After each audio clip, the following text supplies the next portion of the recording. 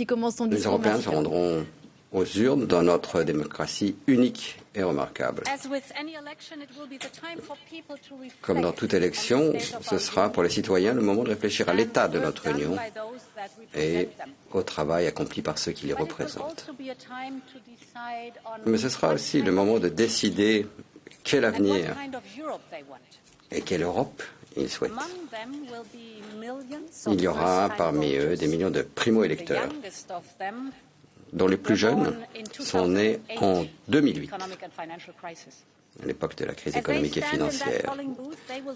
Dans l'isoloir, ils réfléchiront à ce qui est important pour eux. Ils réfléchiront à la guerre qui fait rage à nos frontières, aux effets destructeurs du changement climatique, à la façon dont l'intelligence artificielle influencera leur vie, ou à leur chance de trouver un logement ou un emploi dans les prochaines années.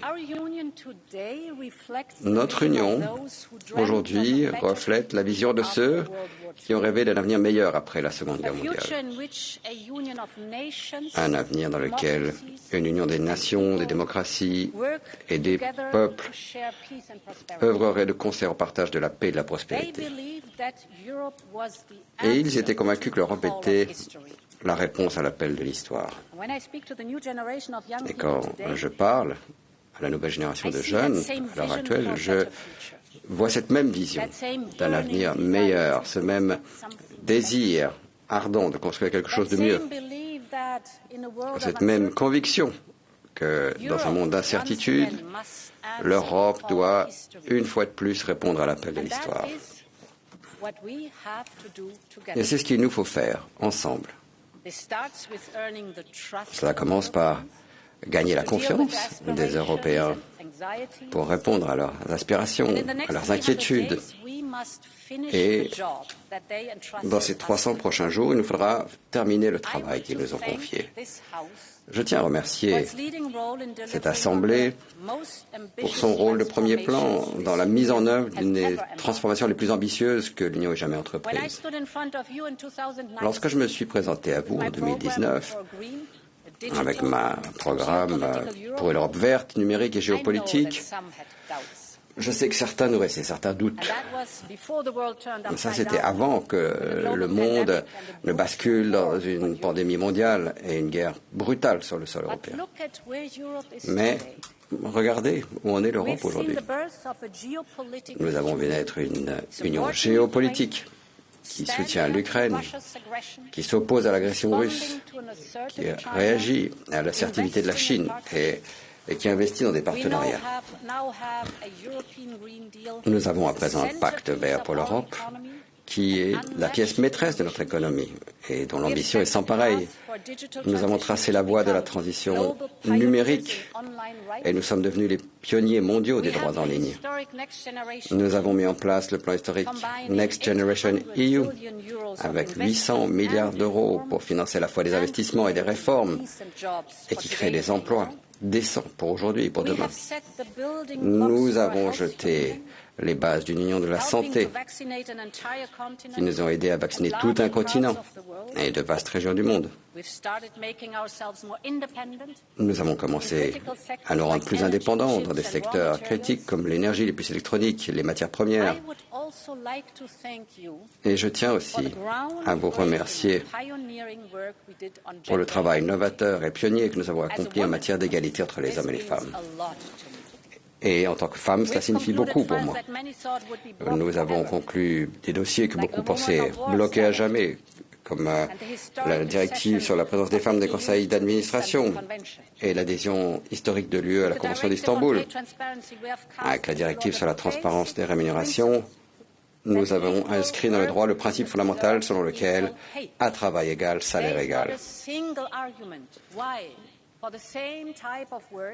Il n'y a aucune raison pour laquelle, pour le même emploi, une femme serait payée moins qu'un homme.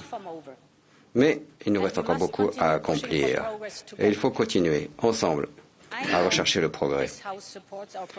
Et je sais que vous êtes d'accord avec ma proposition de lutter contre la violence faite aux femmes. Et là aussi, ce que j'aimerais, c'est que nous inscrivions dans le droit un autre principe fondamental.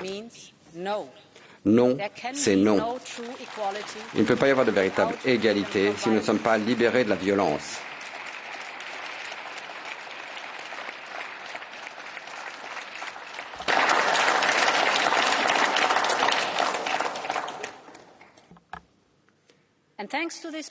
Grâce à ce Parlement, aux États membres et à mon équipe de commissaires, nous avons traduit en action plus de 90% des orientations politiques que j'avais présentées en 2019.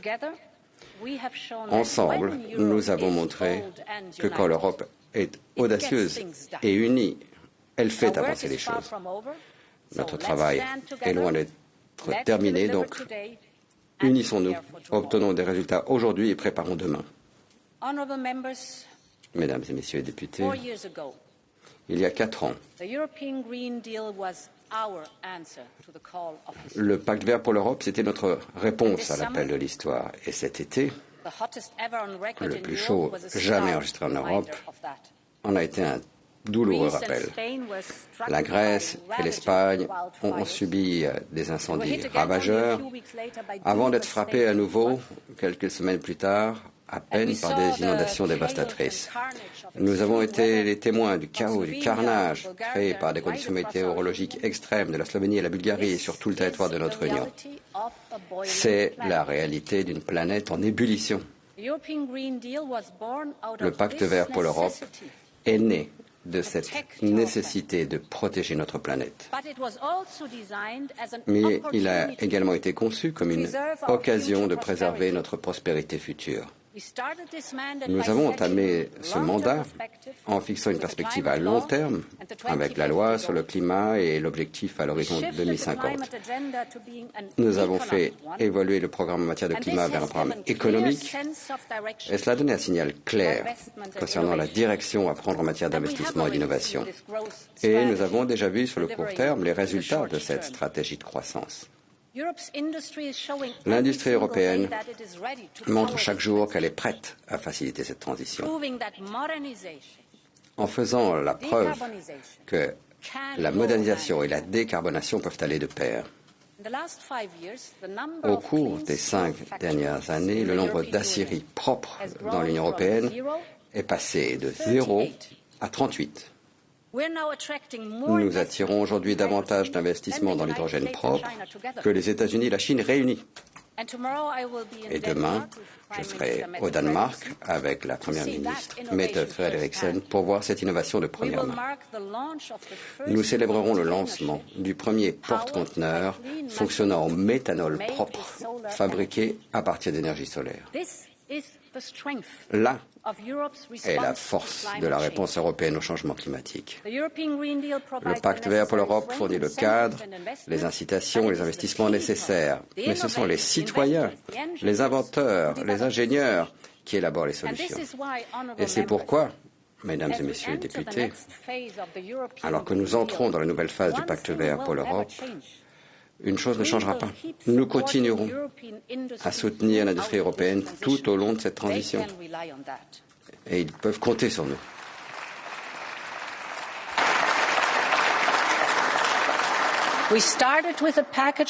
Nous avons commencé par un train de mesures en partant d'une industrie zéro net au règlement sur les matières premières critiques. Avec notre stratégie industrielle, nous examinons les risques et les besoins de chaque écosystème dans le cadre de cette transition. Nous devons terminer ce travail. Et, à partir de là, nous devons élaborer une approche pour chaque écosystème industriel. Et donc, à partir de ce mois, nous organiserons une série de dialogues sur la transition propre avec l'industrie. L'objectif principal sera d'aider chaque secteur à élaborer son modèle économique en vue de la décarbonation de l'industrie. Parce que nous croyons que cette transition est essentielle pour garantir la compétitivité future de notre Europe. Et cela concerne les personnes, les emplois. Notre industrie éolienne, par exemple, c'est un exemple de succès européen. Mais cette industrie est confronté à un ensemble unique de défis. Et c'est pourquoi nous allons présenter un train de mesures européennes sur l'énergie éolienne. En travaillant étroitement avec l'industrie et les États membres, nous allons accélérer encore davantage la délivrance des permis, nous allons améliorer le système d'enchères dans l'Union européenne, nous allons mettre l'accent sur les compétences, l'accès au financement et la stabilité des chaînes d'approvisionnement. Mais notre vision est plus large, elle ne se limite pas à un seul secteur, de l'éolien à l'acier, des batteries aux véhicules électriques. Notre ambition est très claire. L'avenir de notre industrie de technologies propres doit se construire en Europe. C'est ça notre tâche.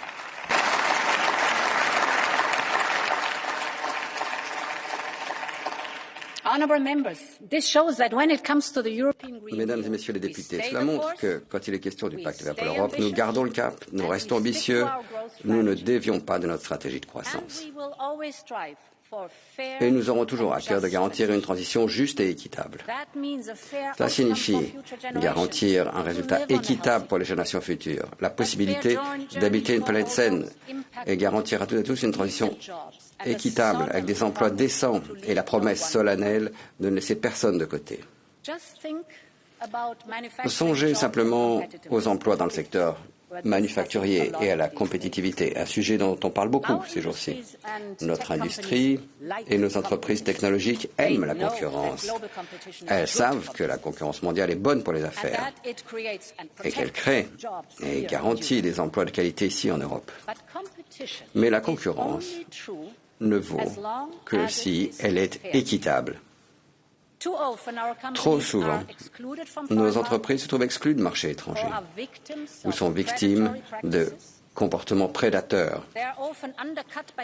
Elles sont souvent battues sur le terrain des prix par des concurrents bénéficiant d'énormes subventions publiques.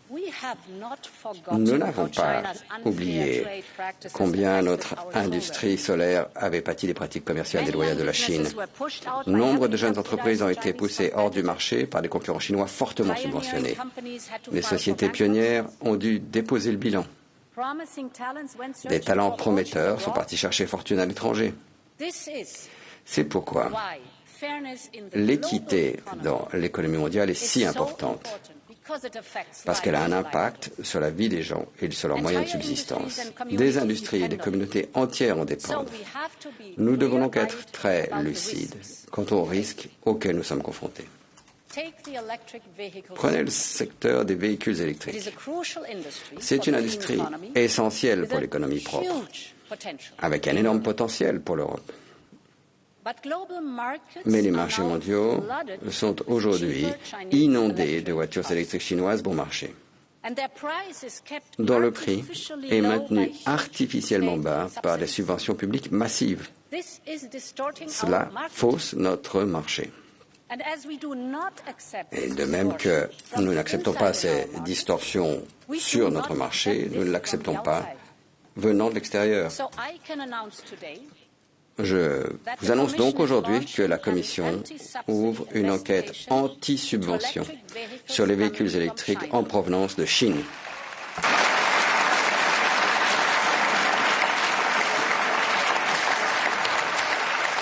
Europe is open to competition. L'Europe est ouverte à la concurrence, mais pas à un nivellement par le bas. Nous devons nous défendre contre les pratiques déloyales. Mais il est tout essentiel de maintenir nos lignes de communication ouvertes et de poursuivre notre dialogue avec la Chine, parce qu'il y a aussi des sujets sur lesquels nous pouvons et devons coopérer. Réduction des risques, pas découplage. Ce sera mon approche envers les dirigeants chinois lors du sommet UE-Chine qui se tiendra plus tard cette année. Mesdames et messieurs les députés, dans l'Union européenne, nous sommes fiers de notre diversité culturelle. Nous sommes cette Europe des régions, riche d'une grande diversité en matière de langue, de musique, d'art, de tradition, d'artisanat et de gastronomie. Nous sommes également l'Europe d'une biodiversité unique. Quelques 6500 espèces vivent uniquement en Europe, nulle part ailleurs au monde. Dans le nord de l'Europe se trouve la mer des Wadden, inscrite au patrimoine mondial de l'UNESCO. C'est un habitat unique qui abrite des espèces animales et végétales rares et qui est essentiel à la survie de millions d'oiseaux migrateurs. Avec la mer Baltique, nous avons là la plus grande mer saumâtre du monde. Au sud se rejoignent des plaines européennes anciennes et toujours caractérisées par de grandes tourbières et des zones humides. Ces régions sont des alliés importants dans la lutte contre les avancées du changement climatique. Les tourbières, les zones humides protégées retiennent de grandes quantités de gaz à effet de serre, préservent les cycles hydrologiques régionaux et abritent une biodiversité unique. Et l'Europe est riche en forêts. Des majestueuses forêts de conifères au nord et à l'est, ou encore les dernières forêts primaires de chênes et de hêtres en Europe centrale, jusqu'aux forêts de chênes lièges du sud de l'Europe. Toutes nous offrent des biens et des services irremplaçables. Elles absorbent le carbone, elles procurent du bois et d'autres matériaux, elles fertilisent les sols, filtrent l'air et l'eau. La biodiversité et les services écosystémiques sont essentiels à notre survie à tous en Europe. La destruction de cette nature nous fait perdre non seulement nos moyens de subsistance, mais aussi notre sentiment d'appartenance. Nous devons la préserver.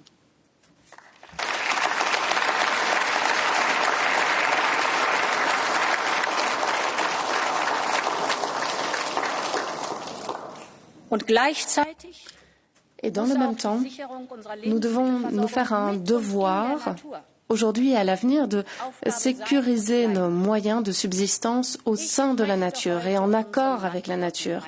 Je tiens aujourd'hui à rendre hommage à nos agriculteurs.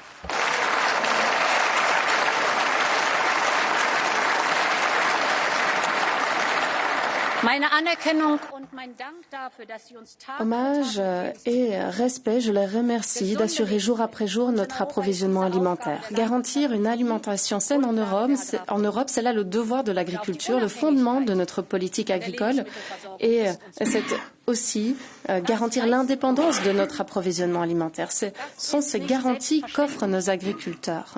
Et cela ne va pas de soi, car nos agriculteurs sont soumis à l'impact croissant sur leur travail, sur leurs revenus de l'agression russe contre l'Ukraine, du changement climatique, les sécheresses, les incendies, les inondations et aussi les nouvelles obligations qui s'imposent.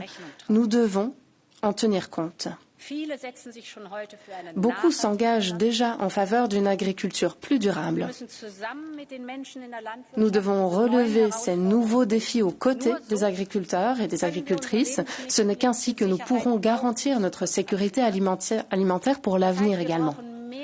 Nous avons donc besoin de plus de dialogue et de moins de polarisation. C'est la raison pour laquelle nous souhaitons engager un dialogue stratégique sur l'avenir de l'agriculture dans l'Union européenne. Car je suis et je demeure convaincue que l'agriculture et la protection de la nature peuvent aller de pair. Nous avons besoin des deux.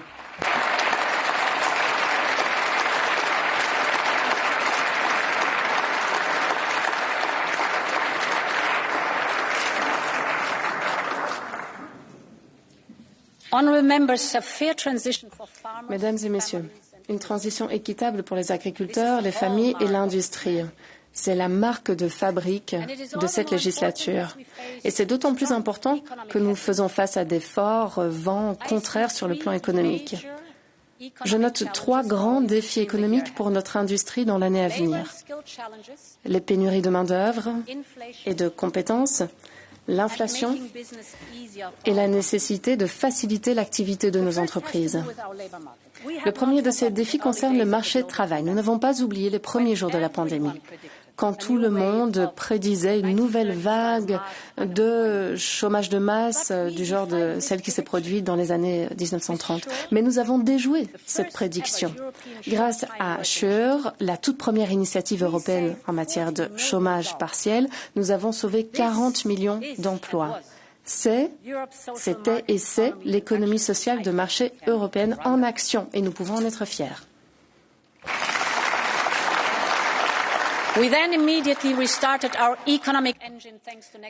Nous avons ensuite immédiatement relancé notre moteur économique grâce à Next Generation EU et nous voyons les résultats aujourd'hui. L'Europe est proche du plein emploi. Ce ne sont pas des millions de personnes qui recherchent un emploi, mais des millions d'emplois qui cherchent preneurs. Les pénuries de main-d'œuvre et de compétences atteignent des niveaux records ici et dans toutes les grandes économies. 74% des PME déclarent faire face à des pénuries de compétences.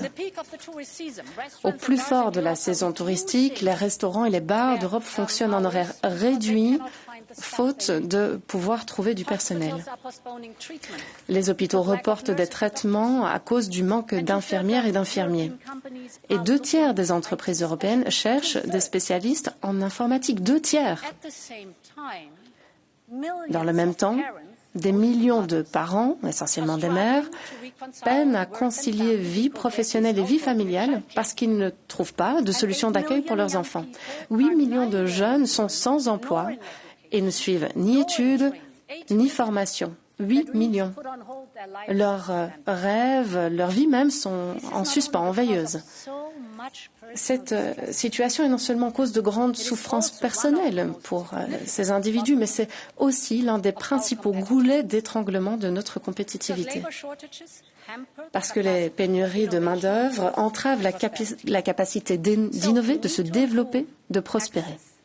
Nous devons donc améliorer l'accès au marché du travail, en particulier pour les jeunes, pour les femmes, et nous avons besoin d'une immigration de main-d'œuvre qualifiée. Nous devons en outre apporter une réponse aux mutations technologiques, sociétales et démographiques, des mutations profondes. Et pour ce faire, nous devrions nous appuyer sur l'expertise des entreprises et des syndicats, nos partenaires de négociation collective. Cela fait presque 40 ans que Jacques Delors convoquait la réunion de Val-Duchesse, qui a vu naître le dialogue social européen. Depuis lors, les partenaires sociaux ont façonné l'Union d'aujourd'hui, assurant progrès et prospérité à des millions de personnes. Alors que notre monde se transforme plus vite que jamais, les partenaires sociaux doivent de nouveau être au cœur de notre avenir. Ensemble, nous devons nous concentrer sur les défis auxquels le marché du travail est confronté, les pénuries de compétences et de main-d'œuvre, mais aussi les nouveaux défis liés à l'IA. Et c'est pourquoi nous organiserons l'an prochain avec la présidence belge un nouveau sommet des partenaires sociaux à Val-Duchesse. L'avenir de l'Europe se construira avec nos partenaires sociaux et par eux. C'est notre tâche.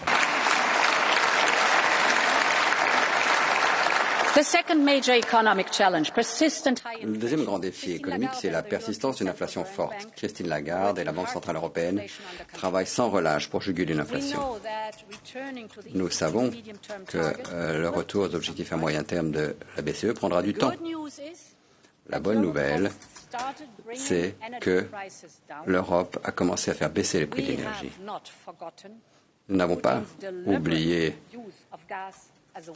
que Poutine a délibérément utilisé le gaz comme une arme, ni oublié les craintes d'une panne généralisée et d'une crise énergétique comme celle des années 70. Beaucoup pensaient que nous n'aurions pas assez d'énergie pour traverser l'hiver à cause du manque d'énergie. Mais nous y sommes parvenus. Nous y sommes parvenus parce que nous sommes restés unis, que nous avons mis en commun notre demande et nos achats d'énergie. Dans le même temps, contrairement aux années 70, nous nous sommes servis de la crise pour investir massivement dans les énergies renouvelables et accélérer la transition propre. Nous avons mis à profit la masse critique de l'Europe pour faire baisser les prix et sécuriser notre approvisionnement. Le prix du gaz en Europe dépassait 300 € par mégawatt-heure il y a un an. et il est aujourd'hui d'environ 35 €. On est passé de 300 à 35. Nous devons donc chercher à répliquer ce modèle de réussite dans d'autres domaines, tels que les matières premières critiques ou l'hydrogène propre. Le troisième défi des entreprises européennes, c'est de leur faciliter l'activité. Les petites entreprises n'ont pas la capacité d'affronter la complexité administrative, ou elles sont freinées, ralenties par la longueur des procédures. Cela signifie souvent qu'elles font moins de choses avec le temps dont elles disposent et qu'elles ratent des occasions de se développer. C'est pourquoi, avant la fin de l'année, nous désignerons un représentant de l'UE pour les PME placé sous mon autorité directe.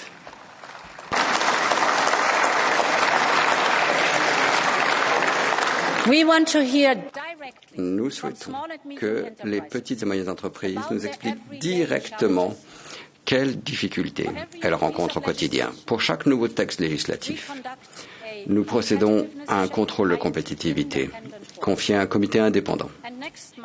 Et le mois prochain, nous présenterons les premières propositions législatives visant à réduire les obligations de déclaration au niveau européen de 25%.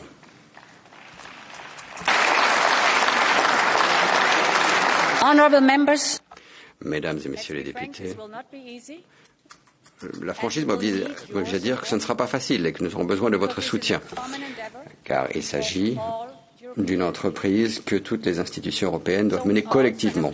Nous devons donc également travailler avec les États membres pour que l'objectif de 25% de réduction soit atteint aussi au niveau national. Il me semble qu'il est temps de faciliter l'activité des entreprises en Europe.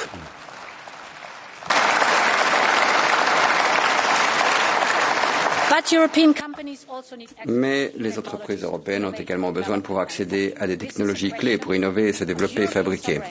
Et il y va de la souveraineté de l'Europe, comme les dirigeants l'ont souligné à Versailles. Il est impératif pour l'économie et pour la sécurité nationale de préserver un avantage européen en ce qui concerne les technologies critiques et émergentes. Cette politique industrielle européenne nécessite également un financement européen commun. C'est la raison pour laquelle, dans le cadre de notre proposition de révision du budget européen, nous avons proposé de créer la plateforme STEP. Avec STEP, nous pourrons stimuler, mobiliser, orienter les fonds de l'UE pour investir dans tout ce qui va de la microélectronique à l'informatique quantique et à l'IA, de la biotechnologie à la technologie propre. Nos entreprises ont besoin de ce soutien maintenant. J'appelle donc à un accord rapide sur notre proposition de budget. Je sais que je peux compter sur cette Assemblée.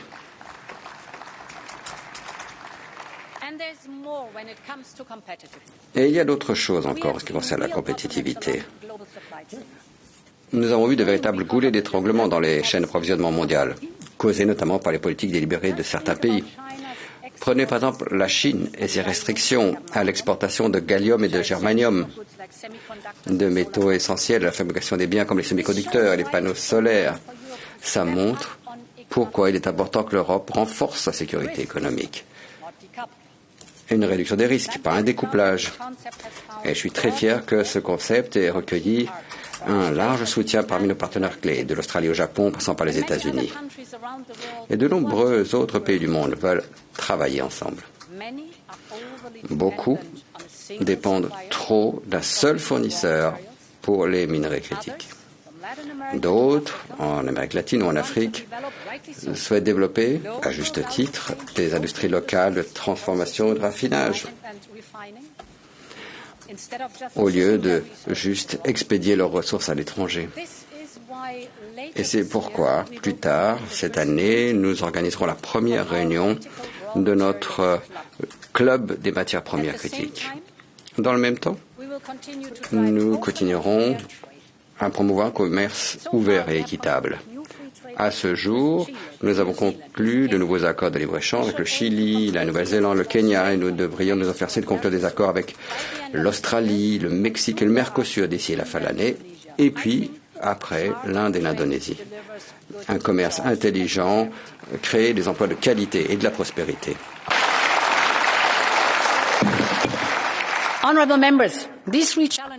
Mesdames et messieurs les députés, ces trois défis, la main-d'œuvre, l'inflation et l'environnement des entreprises, se présentent au moment où nous demandons aussi à l'industrie de jouer un rôle moteur dans la transition propre.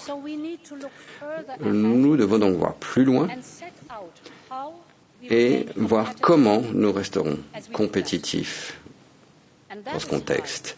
C'est pourquoi j'ai demandé à Mario Draghi, l'un des esprits européens les plus brillants en matière économique, d'établir un rapport sur l'avenir de la compétitivité européenne, parce que l'Europe fera tout pour conserver son avantage concurrentiel, quoi qu'il en coûte.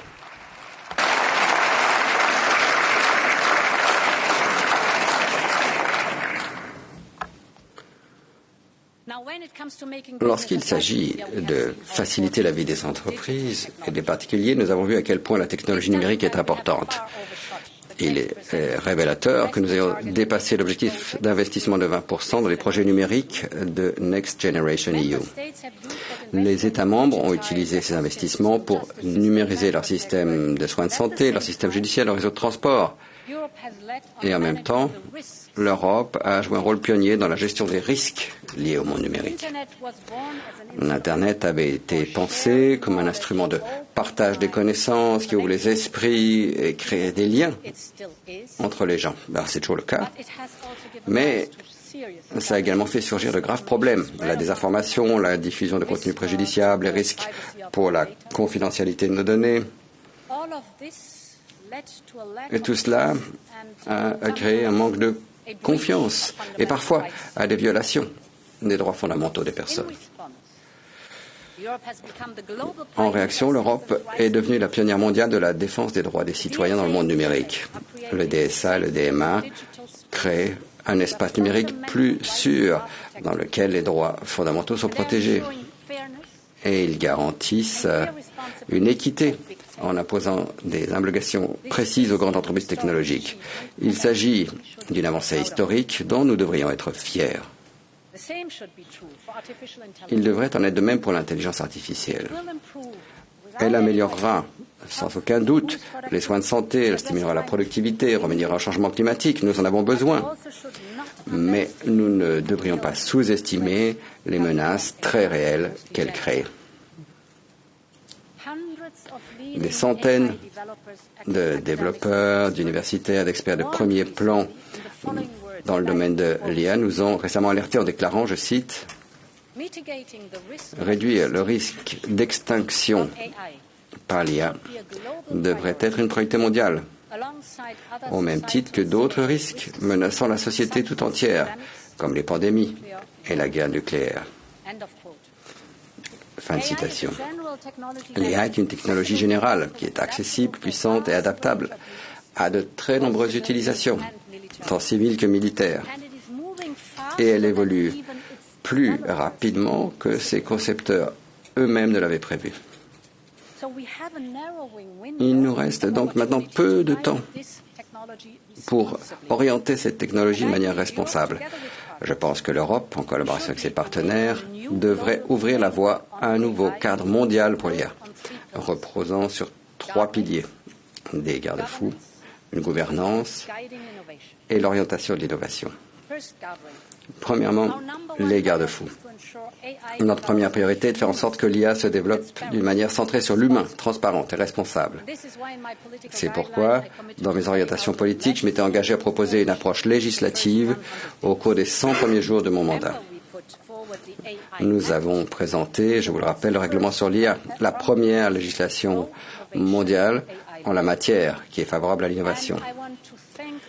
Et je tiens à remercier le Parlement et le Conseil pour le travail qu'ils ont accompli sans relâche sur cette législation novatrice. Notre législation sur l'IA est déjà modèle pour le monde entier. Nous devons maintenant nous concentrer sur adopter ces règles dès que possible et les mettre en œuvre. Le deuxième pilier, c'est la gouvernance. Nous jetons aujourd'hui les bases d'un système de gouvernance unique en Europe. Mais nous devrions également œuvrer de concert avec nos partenaires pour avoir tous la même compréhension de l'impact de l'IA dans nos sociétés. Pensons par exemple à la contribution inestimable du GIEC pour le climat. Ce panel mondial qui fournit les données scientifiques les plus récentes aux décideurs politiques. Je pense que nous avons besoin d'un organe similaire pour l'IA, en ce qui concerne ses risques et ses avantages pour l'humanité, avec des scientifiques, des entreprises technologiques et des experts indépendants. Nous pourrions ainsi élaborer une action rapide et coordonnée au niveau mondial en nous inspirant des travaux du processus d'Hiroshima et d'autres. Le troisième pilier consiste à orienter l'innovation de manière responsable.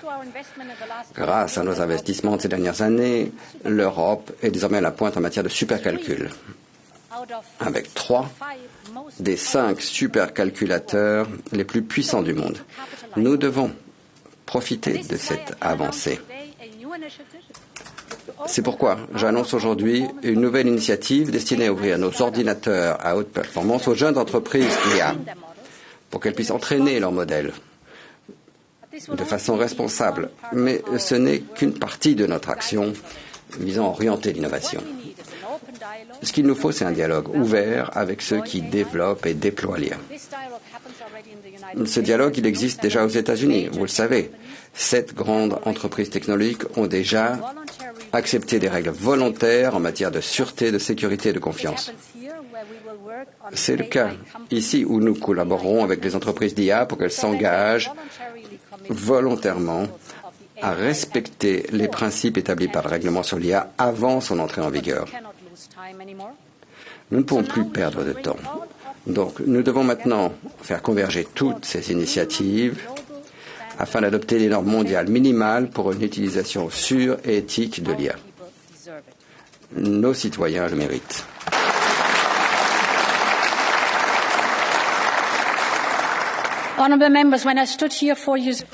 Mesdames et messieurs, lorsque je me tenais ici devant vous, il y a 4 ans, j'ai dit que si nous sommes unis à l'intérieur, personne ne nous divisera de l'extérieur. C'était le raisonnement qui sous-tendait la commission géopolitique. Notre approche Team Europe nous a permis d'être plus stratégiques, plus affirmés et plus unis. Et c'est plus important que jamais. Notre cœur saigne devant les pertes dévastatrices en vie humaine qu'ont subies la Libye et le Maroc à la suite des violentes inondations et du terrible tremblement de terre. L'Europe se tiendra toujours prête à apporter son soutien de quelque manière que ce soit. Il convient aussi de penser à la région du Sahel, l'une des plus pauvres du monde, mais qui connaît une croissance démographique extrêmement rapide. La succession des coups d'État militaires augmentera l'instabilité dans la région pour les années à venir. La Russie exerce une influence sur le chaos qui règne et elle en tire également profit. La région est devenue un terreau fertile pour le terrorisme. Ces événements concernent directement l'Europe pour notre sécurité et pour notre prospérité. Nous devons donc faire preuve de la même unité d'intention à l'égard de l'Afrique que celle que nous avons montrée pour l'Ukraine. C'est une obligation. Nous devons nous concentrer sur la coopération avec les gouvernements légitimes et les organisations régionales. Il nous faut développer un partenariat mutuellement bénéfique, axé sur des problématiques communes à l'Europe et à l'Afrique. Et c'est pourquoi, avec le haut représentant Borrell, nous travaillerons à l'élaboration d'une nouvelle approche stratégique qu'il conviendra de faire avancer lors du prochain sommet UE-UA. Mesdames et messieurs les députés, l'histoire est en mouvement. La Russie mène une guerre à grande échelle contre les principes fondateurs de la Charte des Nations Unies. Cela a suscité des inquiétudes extrêmement vives dans les pays d'Asie centrale jusqu'à la région Indo-Pacifique. Ces pays craignent que dans un monde sans loi, ils puissent finir par subir le même sort que l'Ukraine. Nous observons de la part de certains pays une tentative claire de revenir à un système de logique de bloc avec des pays qui s'isolent et qui tentent d'en influencer d'autres, alors que nous voyons énormément d'économies émergentes qui ressentent un malaise plus profond quant à la manière dont les institutions et la mondialisation fonctionnent pour elles. Ces préoccupations sont légitimes. Ces pays aux économies émergentes qui ont pour atout leurs citoyens, leurs ressources naturelles, sont des alliés essentiels pour construire un monde plus propre, plus sûr, plus prospère. L'Europe collaborera toujours avec ces pays pour réformer et améliorer le système international. Nous voulons jouer un rôle central dans les efforts déployés pour rendre plus juste l'ordre fondé sur des règles et pour une répartition plus équitable. Cela impliquera également de collaborer avec les nouveaux comme les anciens partenaires pour approfondir nos relations. Et ici, avec la stratégie Global Gateway, l'offre de l'Europe est unique. La stratégie Global Gateway est plus transparente, plus durable, plus attrayante sur le plan économique. La semaine dernière encore, j'étais à New Delhi et nous avons signé le projet, je crois, le plus ambitieux de notre génération. Le corridor économique Inde, Moyen-Orient, Europe. Il s'agira de la connexion la plus directe à ce jour entre l'Inde, le Golfe arabique et l'Europe, avec une liaison ferroviaire qui permettra d'accélérer de 40% les échanges commerciaux entre l'Inde et l'Europe. Une ligne électrique et un gazoduc d'hydrogène propre pour permettre des échanges d'énergie propre entre l'Asie, le Moyen-Orient et l'Europe. Et grâce à un câble de données à haut débit qui reliera certains des écosystèmes numériques les plus innovants au monde, en créant des débouchés commerciaux tout au long de ce corridor. Ces connexions sont à la pointe de la technologie. Elles sont plus rapides, plus courtes et plus propres. C'est ce dont nous avons besoin.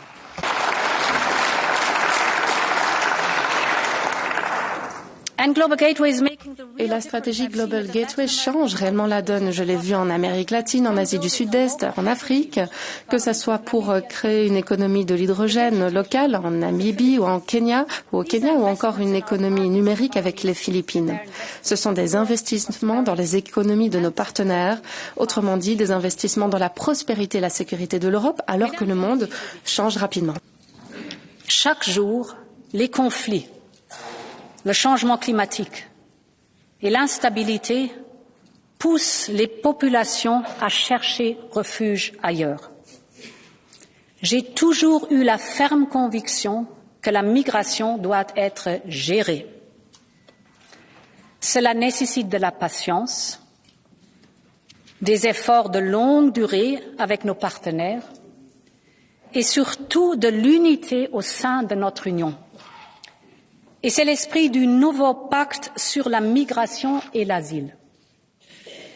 Lorsque j'ai pris mes fonctions, il ne semblait pas y avoir des compromis possibles en vue. Mais avec le pacte, nous avons trouvé un nouvel équilibre entre la protection des frontières et la protection des personnes, entre souveraineté et solidarité, entre sécurité et humanité. Nous avons écouté à tous les États membres. Nous nous sommes penchés sur toutes les routes migratoires et nous avons traduit l'esprit du pacte en solutions pratiques. Nous avons réagi rapidement et de manière unie à l'attaque hybride de la Biélorussie. Nous avons travaillé en étroite collaboration avec nos partenaires des Balkans occidentaux et réduit les flux migratoires. Nous avons signé avec la Tunisie un partenariat qui apporte des avantages mutuels au-delà de la migration, de l'éducation et compétences professionnelles à l'énergie et la sécurité. Et nous voulons maintenant travailler sur des accords similaires avec d'autres pays. Nous avons renforcé la protection des frontières. Les agences européennes ont augmenté leur coopération avec les États membres. Et je veux remercier en particulier la Bulgarie et la Roumanie d'avoir montré la voie en mettant en avant les bonnes pratiques en matière d'asile et de retour, et elles ont prouvé, la Bulgarie et la Roumanie font partie de notre espace Schengen. Laissons-les enfin entrer sans plus de retard.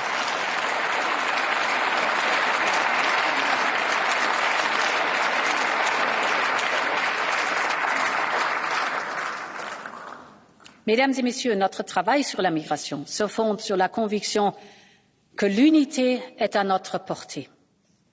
Un accord sur le pacte n'a jamais été aussi proche. Le Parlement et le Conseil ont une occasion historique de le faire aboutir. Montrons que l'Europe peut gérer l'immigration avec efficacité et compassion. Finissons le travail.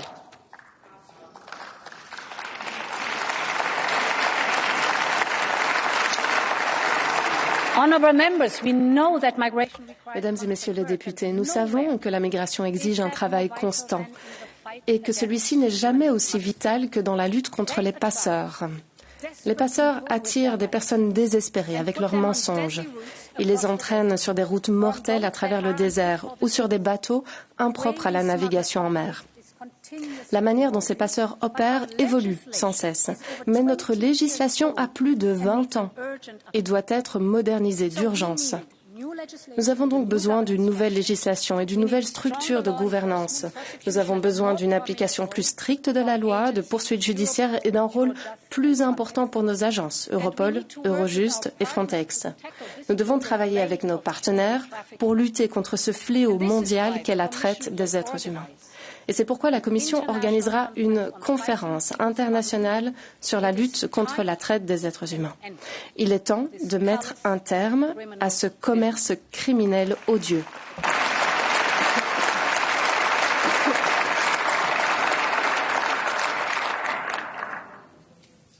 Honourable members. Mesdames et Messieurs les députés,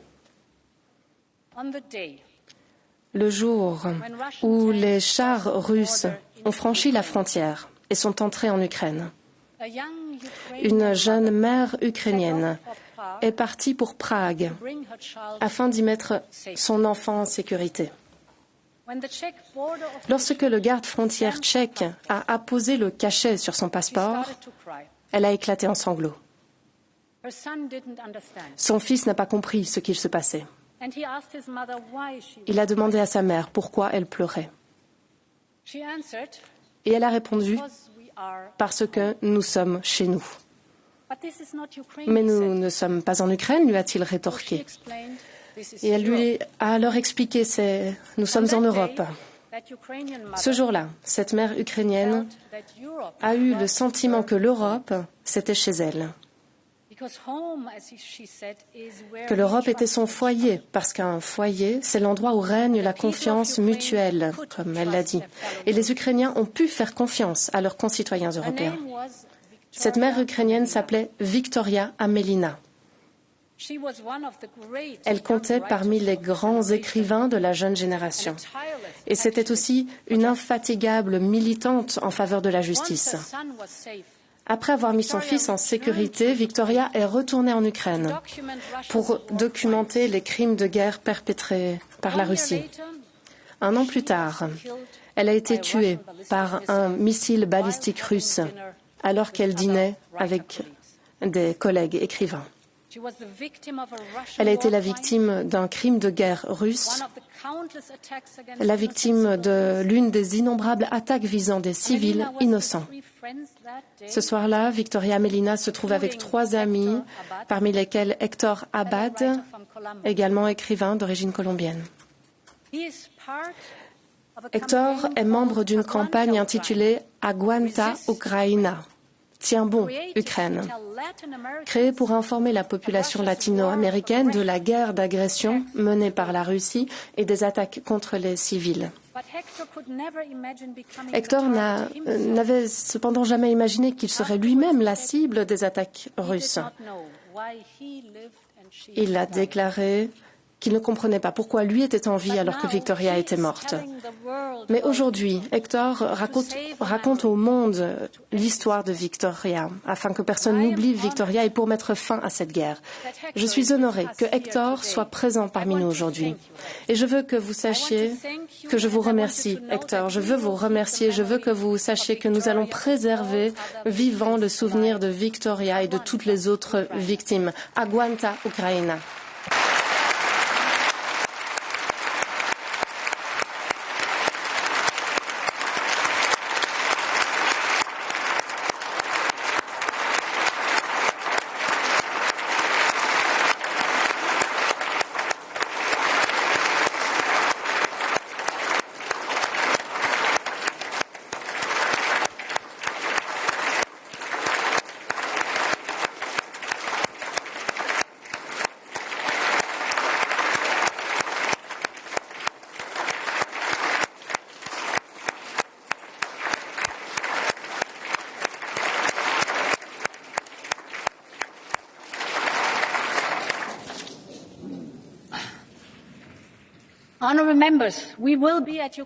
Mesdames et messieurs, nous serons aux côtés de l'Ukraine tout au long du chemin, aussi longtemps que nécessaire.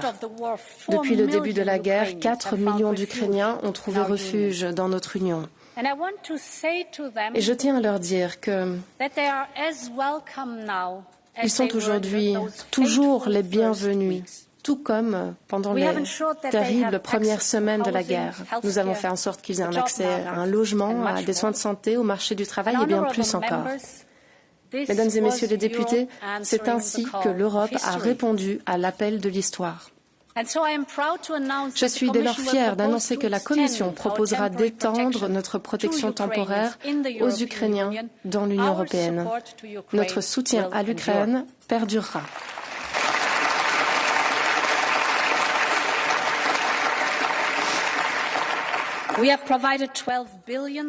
Nous avons fourni 12 milliards d'euros rien que cette année pour contribuer au paiement des salaires et des pensions, pour aider les hôpitaux, les écoles, les autres services à fonctionner. Et grâce à notre proposition ASAP, nous intensifions la production de munitions afin de contribuer à répondre aux besoins immédiats de l'Ukraine.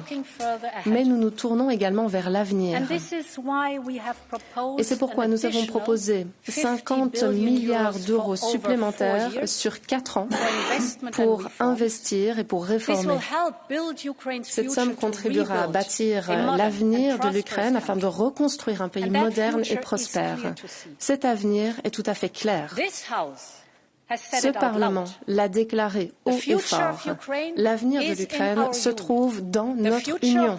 L'avenir des Balkans occidentaux se trouve dans notre Union. L'avenir de la Moldavie se trouve dans notre Union.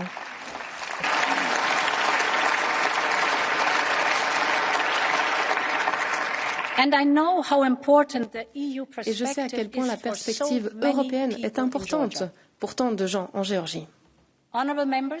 Mesdames et messieurs les députés, j'ai commencé par parler de l'Europe en disant qu'elle avait répondu à l'appel de l'histoire.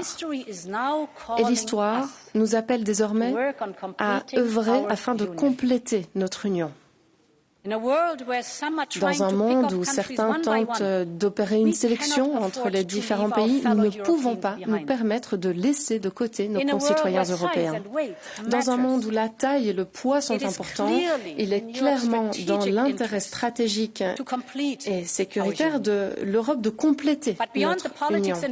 Mais au-delà de cet environnement politique et géopolitique, nous devons bien voir quels sont les enjeux réels. Nous devons définir une vision pour mener à bien notre élargissement. Une union complète, peuplée de plus de 500 millions d'habitants, vivant dans une union libre, démocratique et prospère. Une union complète dont les jeunes citoyens peuvent, en toute liberté, vivre, étudier et travailler. Une union complète composée de démocraties dynamiques dans lesquelles les juges sont indépendants, les oppositions respectées et les journalistes protégés. Parce que l'état de droit et les droits fondamentaux formeront toujours le socle de notre union dans les États membres actuels comme futurs.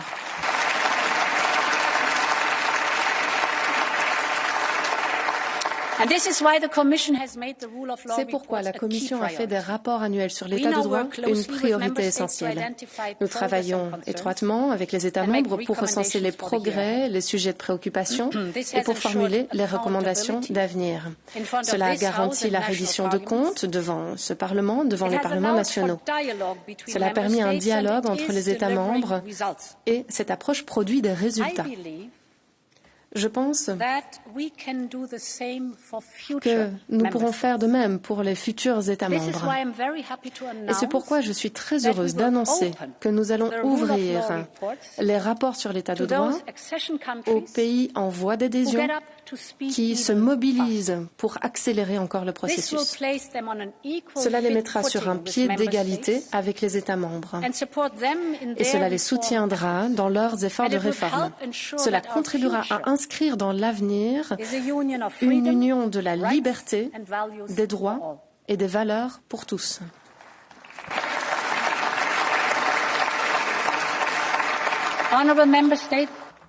Mesdames et messieurs les députés, et non pas les États membres,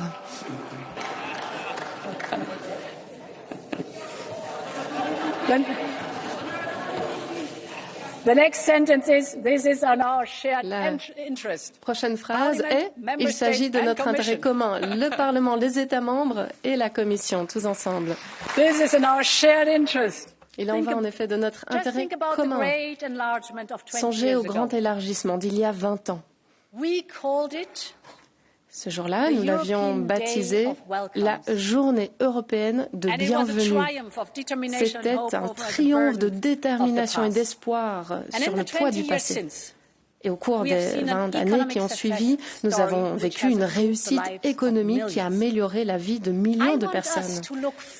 Je souhaite que nous nous préparions avec enthousiasme au vu de la prochaine Journée européenne de bienvenue, aux prochains succès économiques.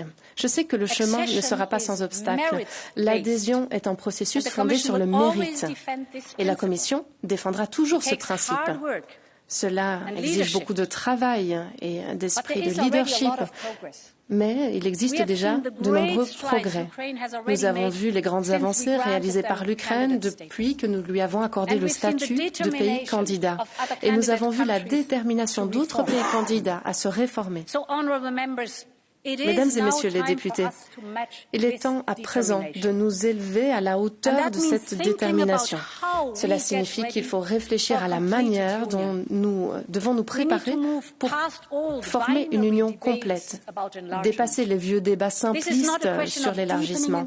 Il ne s'agit pas de choisir entre approfondir l'intégration ou élargir l'union. Nous pouvons, nous devons faire les deux pour nous donner le poids géopolitique et les capacités nécessaires pour agir. C'est ce que notre Union a toujours fait. Chaque vague d'élargissement s'est accompagnée d'un approfondissement politique. Nous sommes passés du charbon et de l'acier à une intégration économique complète. Et après la chute du rideau de fer, nous avons transformé un projet économique en une véritable union des peuples et des États. J'estime que le prochain élargissement doit également être un catalyseur de progrès. Nous avons commencé à construire une union de la santé à 27. Et je suis convaincue que nous pouvons la parachever à 30, voire plus. Nous avons commencé à construire une union de la défense à 27. Et je suis convaincue que nous pouvons la parachever à 30, voire plus. Nous avons prouvé que nous pouvons être une union géopolitique et que nous pouvons avancer rapidement lorsque nous sommes unis. Et je suis convaincue que l'équipe Europe fonctionnera également à plus de 30 membres. Mesdames et messieurs les députés, je sais que cette Assemblée pense de même. Le Parlement européen a toujours été l'un des principaux moteurs de l'intégration européenne. Il l'est depuis des décennies. Et il l'est à nouveau aujourd'hui. Je soutiendrai toujours ce Parlement ainsi que tous ceux qui veulent réformer l'Union européenne afin de la rendre plus efficace pour ses citoyens. Et oui, cela passera par l'organisation d'une convention européenne et par une modification des traités si et lorsque cela sera nécessaire.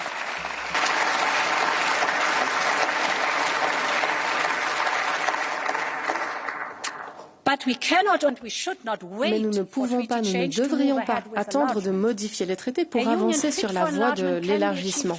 Nous pouvons adapter plus rapidement que cela notre Union en vue de son élargissement. Autrement dit, répondre à des questions concrètes sur le fonctionnement pratique d'une Union à plus de 30 pays, et en particulier sur notre capacité d'action. La bonne nouvelle, c'est qu'à chaque élargissement, nous avons donné tort à ceux qui déclaraient que nous en serions moins efficaces. Voyez les dernières années. Nous nous sommes accordés sur Next Generation EU à 27. Nous nous sommes accordés sur l'achat de vaccins à 27. Nous nous sommes accordés sur les sanctions en un temps record également à 27. Nous nous sommes accordés sur l'achat de gaz naturel non seulement à 27, mais aussi avec l'Ukraine, la Moldavie et la Serbie. C'est donc possible. Mais nous devons examiner de plus près nos politiques, une par une, et comprendre comment chacune serait impactée par l'élargissement de l'Union. Et c'est pourquoi la Commission commencera à travailler sur une série de réexamens de préélargissement des politiques pour voir comment nous adapter à un élargissement de l'Union. Nous devons réfléchir à la façon dont nos institutions travailleront, le Parlement, la Commission. Nous devons réfléchir à l'avenir de notre budget, à ce qu'il finance, quant à la façon dont il le finance et à la manière dont il est financé. Et nous devons comprendre comment garantir des engagements crédibles en matière de sécurité dans un monde où la dissuasion est plus importante que jamais. Ce sont des questions que nous devons aborder aujourd'hui si nous voulons être prêts pour demain. Et la Commission jouera son rôle. C'est pourquoi nous présenterons nos idées au débat des dirigeants de l'UE sous la présidence belge. Nous serons motivés par la conviction que l'achèvement de notre Union est le meilleur investissement possible pour la paix, la sécurité et la prospérité sur notre continent. Il est donc temps pour notre Europe de voir grand et d'écrire son propre destin.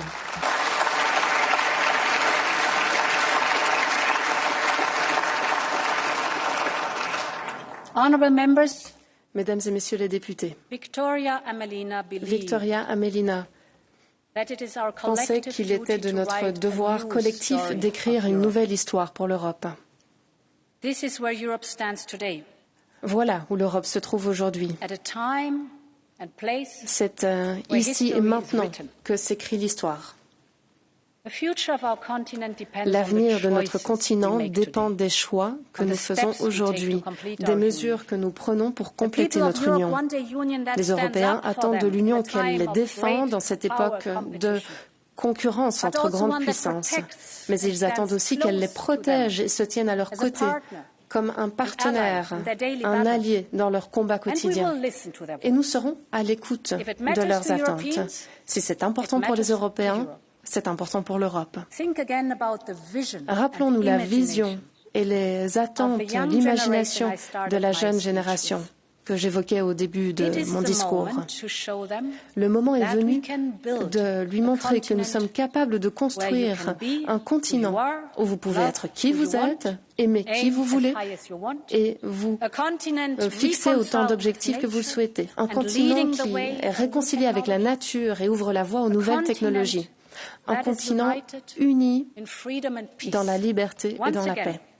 Une fois encore, le moment est venu pour l'Europe de répondre à l'appel de l'histoire. Vive l'Europe!